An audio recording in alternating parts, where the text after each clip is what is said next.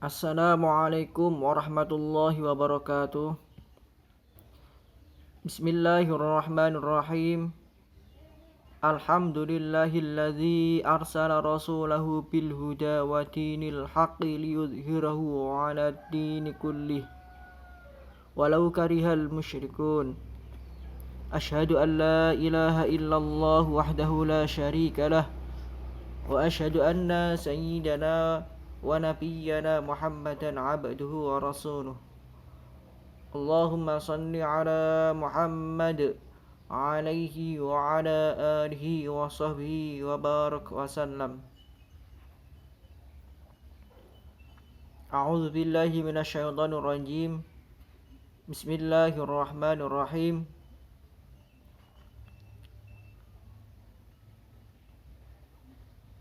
Qulillahumma malikal mulki tu'til mulka man tasha' wa tanzi'ul mulka mimman tasha' wa tu'izzu man tasha' wa tudhillu man tasha' biyadikal khair innaka ala kulli syai'in qadir. Al-ayah.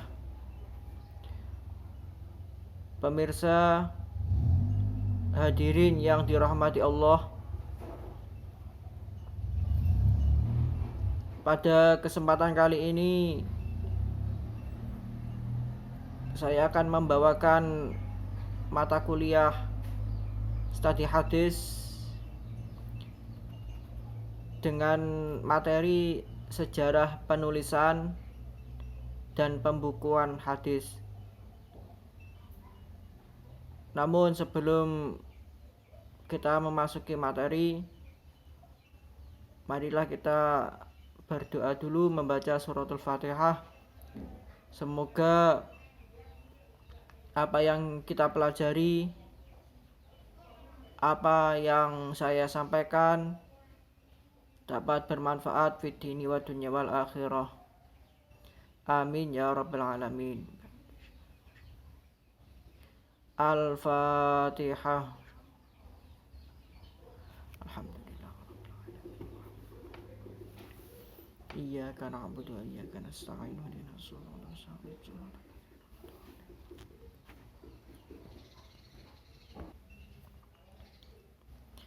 Bismillahirrahmanirrahim. Sejarah penulisan dan pembukuan hadis.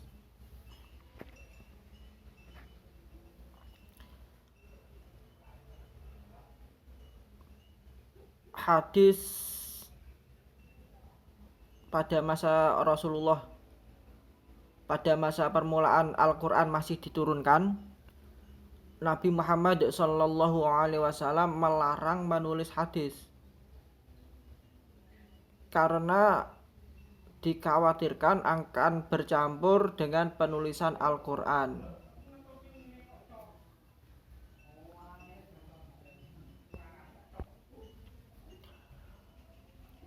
Pada masa itu, di samping menyuruh menulis Al-Quran, Nabi Muhammad SAW juga menyuruh menghafalkan ayat-ayat Al-Quran.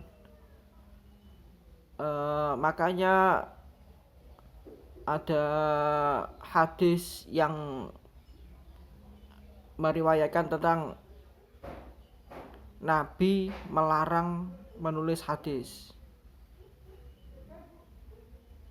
Tapi ada kelanjutan ayatnya. Tapi setelah itu Nabi kan boleh boleh dan menyuruh untuk membukukan hadis dan menulis hadis. Makanya kalau ada ayat-ayat hadis itu jangan cuma dinukil-nukil saja atau dicuplek-cuplek saja. Dilihat kelanjutannya. Ada juga hadis nasakh dan mansuh juga yang sudah dihapus juga dan diganti. Jumhur ulama berpendapat bahwa hadis Nabi Muhammad SAW yang melarang penulisan hadis tersebut sudah dinasakh, ya kan, dinasakh dengan hadis yang lain yang mengizinkannya. Jadi hadis yang menjelaskan bahwa Nabi Muhammad melarang menulis hadis tersebut sudah dihapus atau diganti dengan hadis yang lain yang membolehkannya.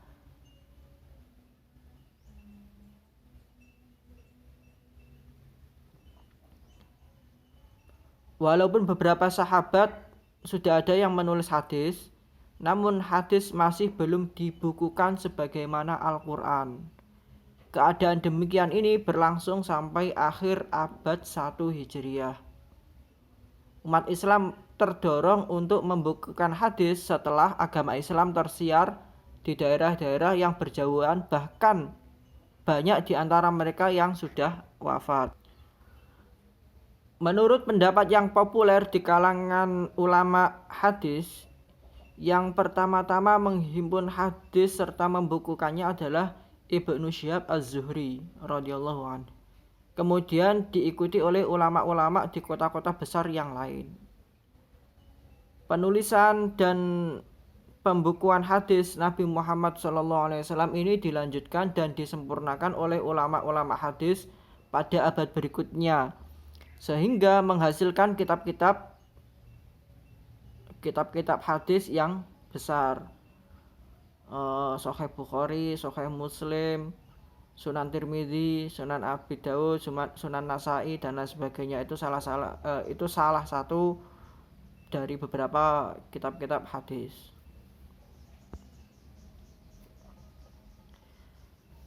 Hadis pada masa Rasulullah dan sahabat. Para sahabat dalam menerima hadis Nabi Muhammad SAW berpegang pada kekuatan hafalannya, yakni menerimanya dengan jalan hafalan, bukan dengan menulis hadis dalam buku. Jadi Rasulullah SAW bersabda, kemudian para sahabat menghafalkannya. Karena itu kebanyakan sahabat menerima hadis melalui mendengar dengan hati-hati yang disabdakan Nabi. Jadi dawuh-dawuh Kanjeng Nabi kemudian didengarkan dan dihafalkannya. Kemudian terekamlah lafadz dan makna itu dalam sanubari mereka. Hanya beberapa orang sahabat yang mencatat hadis yang didengarnya melalui Rasulullah SAW. Di antara sahabat yang paling banyak menghafal atau meriwayatkan hadis adalah yang pertama sahabat Abu Hurairah radhiyallahu an. Setidaknya kurang lebih meriwayatkan 5.374 hadis. Kemudian yang kedua Abdullah bin Umar. Ini putra dari Khalifah Umar bin Khattab radhiyallahu an, meriwayatkan 2.630 buah hadis.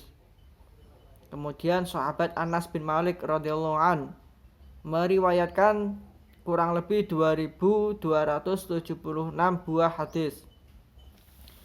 Selanjutnya Sayyidah Aisyah radhiyallahu anha. Beliau adalah putra dari Khalifah Abu Bakar As-Siddiq dan juga istri dari Rasulullah SAW. Beliau meriwayatkan kurang lebih 2.210 hadis.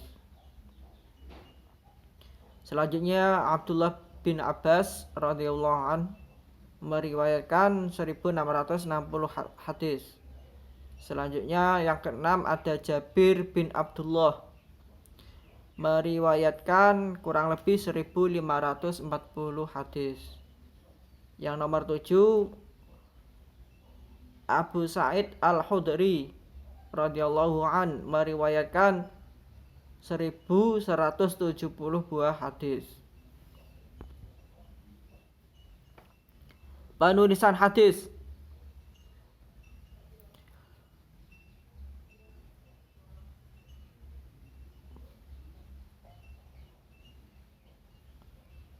latar belakang penulisan hadis, yakni sebelum agama Islam datang, bangsa Arab tidak mengenal kemampuan membaca dan menulis. Oleh karena itu mereka lebih dikenal dengan bangsa ummi, yakni tidak bisa membaca dan menulis. Namun ini tidak berarti bahwa tidak ada seorang pun yang tidak bisa membaca dan menulis. Keadaan ini hanyalah sebagai ciri kebanyakan mereka. Jadi sebagian besar orang Arab itu tidak bisa menulis dan membaca. Tapi ada sebagian kecil yang bisa menulis dan membaca. Maksudnya gitu. Sejarah telah mencatat sejumlah orang yang mampu membaca dan menulis. Salah satunya Adi bin Zaid al-Adi, wafat tahun 35 Hijriah. Sudah belajar menulis hingga menguasainya dan merupakan orang pertama yang menulis dengan bahasa Arab dalam surat yang ditujukan kepada kaisar. Kemudian sebagian orang Yahudi juga mengajari anak-anak di Madinah untuk menulis Arab. Kota Makkah dengan pusat perdagangannya sebelum kenabian menjadi saksi adanya para penulis dan orang yang mampu membaca. Sebagaimana dinyatakan bahwa orang yang mampu membaca dan menulis di kota Mekah hanya sekitar 10 orang. Inilah yang dimaksud bahwa orang Arab adalah bangsa ummi.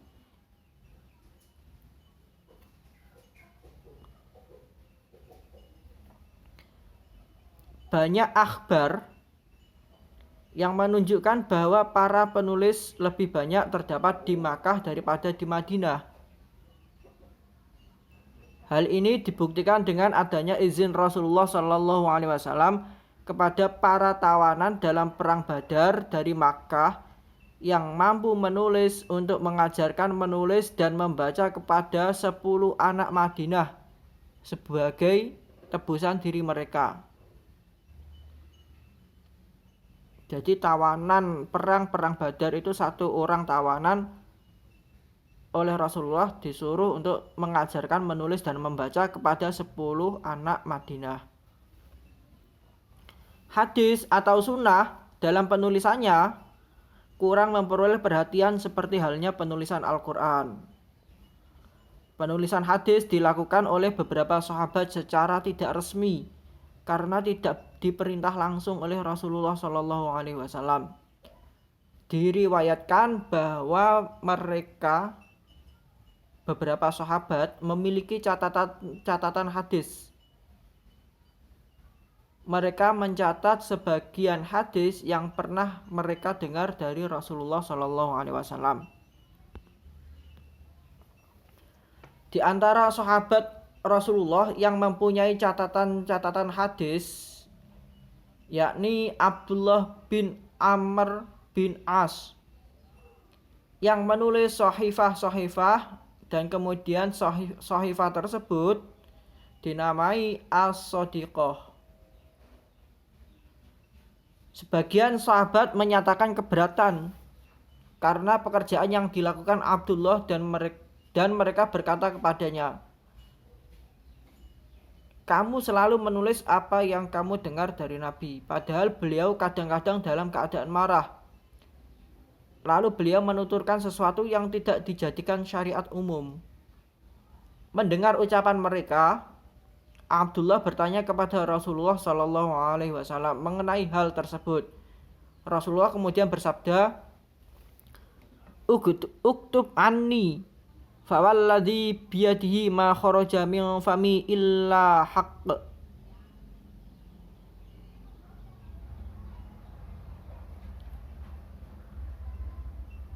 Maaf itu kurang alif lam.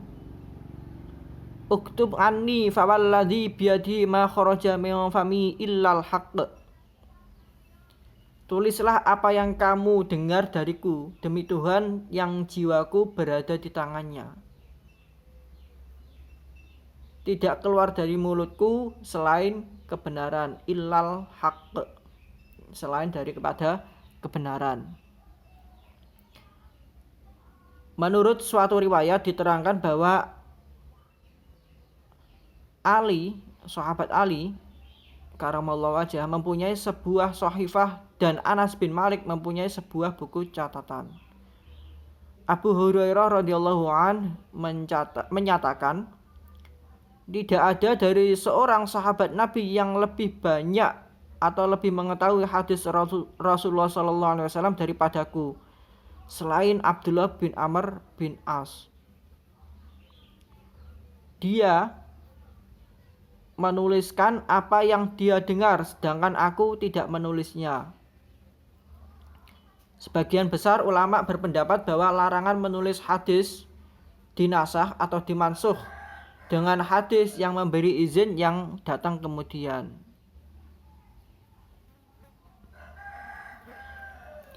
Pembukuan hadis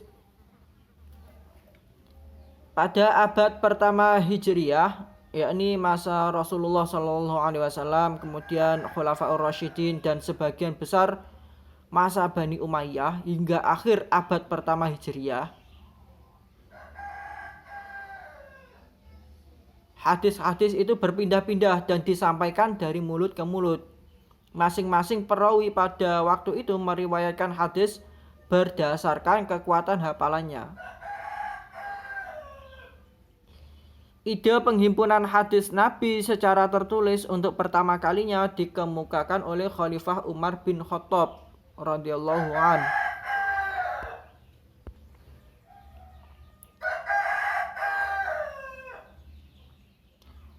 Namun ide tersebut tidak dilaksanakan oleh sahabat Umar bin Khattab karena khawatir bila umat Islam terganggu perhatiannya dalam mempelajari Al-Quran. Jadi zaman Khalifah Umar bin Khattab itu fokusnya masih dalam fokus pembukuan Al-Quran. Kemudian pada masa pemerintahan Khalifah Umar bin Abdul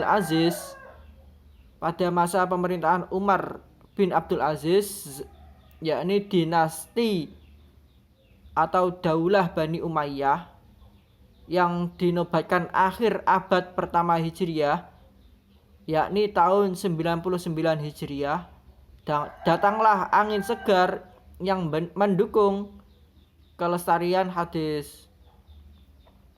Khalifah Umar bin Abdul Aziz terkenal sebagai seorang khalifah dari Bani Umayyah yang terkenal adil dan wara'. Beliau sangat waspada dan sadar bahwa para perawi yang mengumpulkan hadis dalam ingatannya semakin sedikit jumlahnya karena meninggal dunia. Beliau khawatir apabila tidak segera dikumpulkan dan dibukukan dalam buku hadis dari para perawinya akan dapat memusnahkan hadis-hadis itu dengan sendirinya. Jadi kesimpulannya, ide penghimpunan hadis sudah dimulai sejak zaman Khalifah Umar bin Khattab. Tapi pembukuan hadis dimulai pada zaman Khalifah Umar bin Abdul Aziz, yakni khalifah dari daulah Bani Umayyah tahun 99 Hijriyah. Masa-masa hadis dibukukan.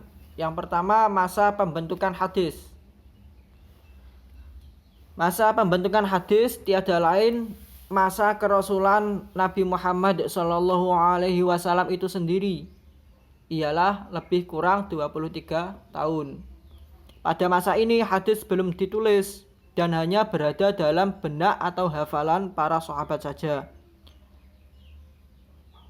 Periode ini disebut juga Al-Wahyu wat Takwin. yaitu hadis yang penyampaiannya belum ditulis atau masih lisan, hanya masih dalam benak mereka.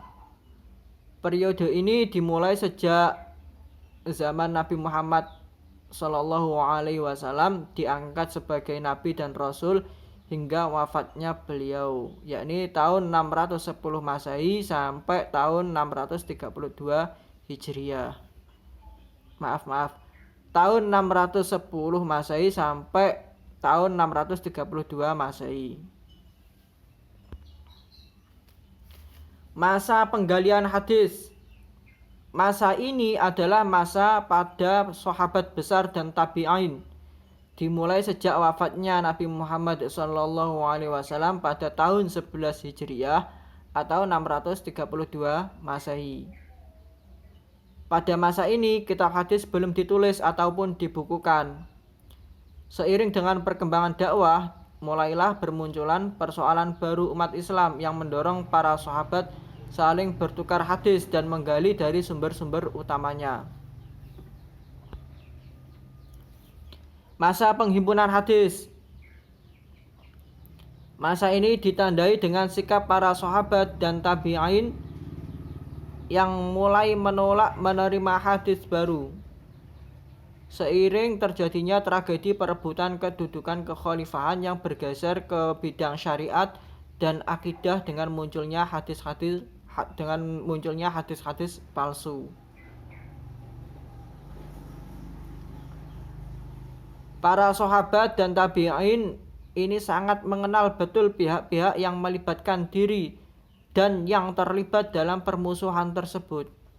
Sehingga jika ada hadis baru yang belum pernah dimiliki sebelumnya, diteliti secermat-cermatnya siapa-siapa yang menjadi sumber dan pembawa hadis tersebut.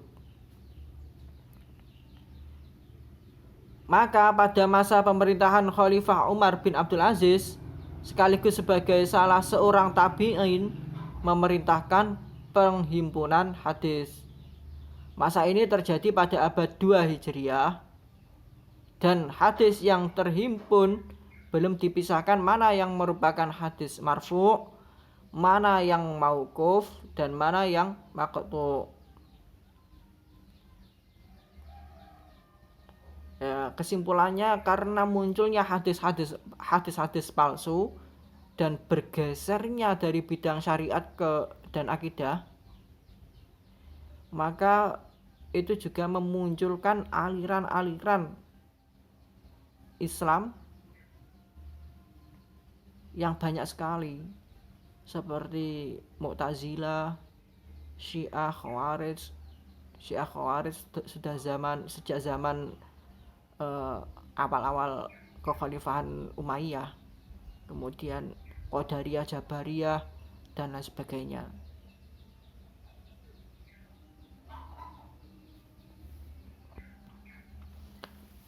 Masa penyusunan hadis. Abad 3 Hijriah merupakan masa pentadwinan atau pembukuan dan penyusunan hadis.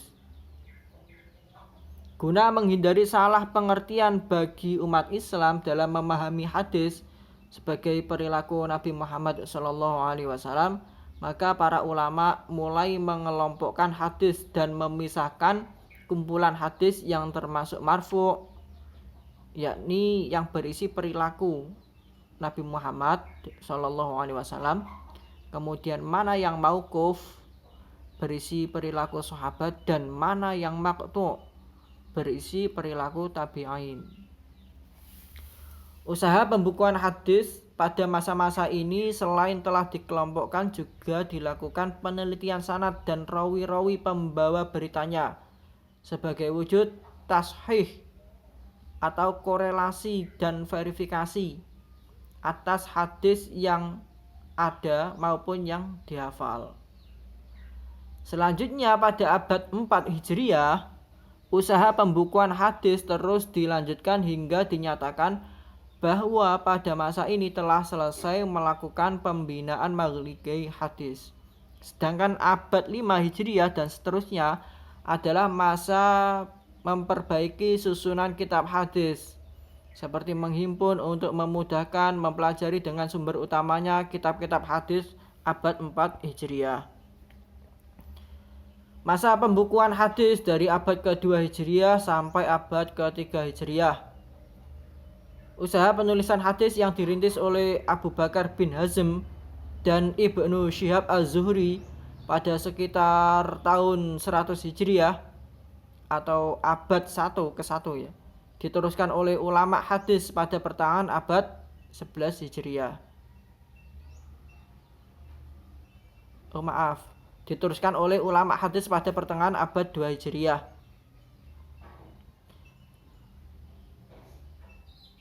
Perintah kewarganegaraan mengenai pengumpulan hadis di atas dari Khalifah kedua Abbasiyah di Baghdad, yakni Abu Ja'far Al-Mansur, yang memerintah selama 22 tahun, yakni tahun 136 sampai 158 Hijriah. Perintah ini ditujukan kepada Malik bin Anas sewaktu berkunjung ke Madinah dalam rangka ibadah haji. Banyak ulama hadis yang menghimpun bersamaan dengan kegiatan ulama dalam bidang lain untuk menghimpun ilmu-ilmu agama seperti fikih, kalam, dan sebagainya. Karena itu, masa ini dikenal dengan Asrul At-Tadwin atau masa pembukuan. Karya ulama pada masa ini masih bercampur antara hadis Rasul dan fatwa sahabat serta tabi'in. Bahkan mereka belum mengklasifikasikan antara hadis sahih, hasan, dan dhaif.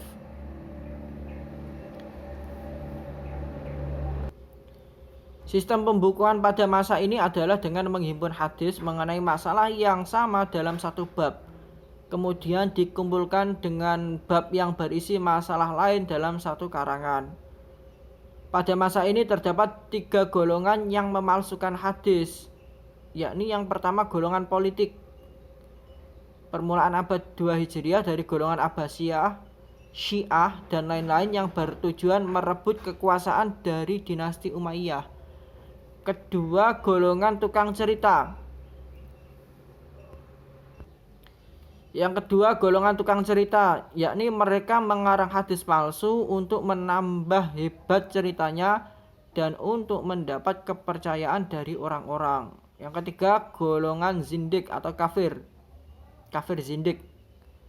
Mereka mengarang hadis palsu untuk membuat fitnah dan kekacauan di golongan umat Islam. Untuk menjaga kemurnian dan keaslian hadis Nabi Muhammad SAW, ulama pada masa ini mengadakan perjalanan ke daerah-daerah untuk mengecek kebenaran hadis dan meneliti sumber-sumbernya. Sehingga pada masa ini muncul kritikus hadis yang terkenal seperti Yahya bin Sa'id bin Al-Qattan dan Abdurrahman bin Mahdi. Kendala pembukuan hadis. Terdapat beberapa kendala dalam pembukuan hadis, antara lain: yang pertama, karena adanya orang-orang yang membuat hadis palsu. Yang kedua, ulama tidak atau belum memperhatikan dhaif, sahih atau hasan. Yang penting itu sumbernya dari Rasulullah SAW. Yang ketiga, memisahkan hadis maudhu saja, yang lain tidak. Yang keempat, untuk memverifikasi kebenaran orangnya. Ketika hal ini sudah, ya sudah, yang lain tidak diurus.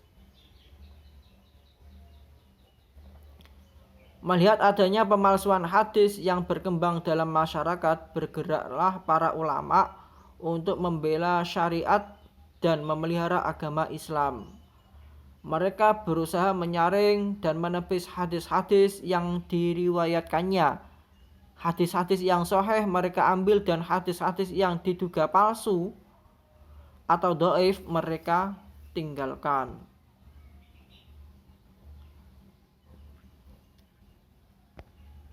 Demikian pembahasan materi kuliah studi hadis tentang sejarah penulisan dan pembukaan hadis.